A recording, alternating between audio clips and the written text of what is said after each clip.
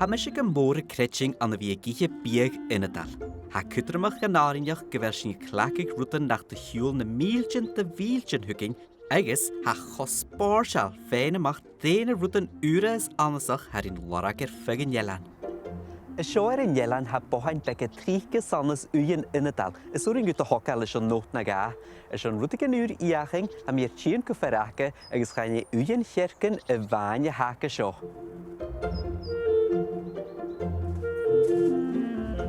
Oh, wow.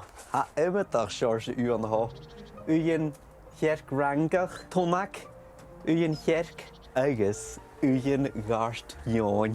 Siawl cho snog sa had sy'n y cynnydd. Had cho bec bidach.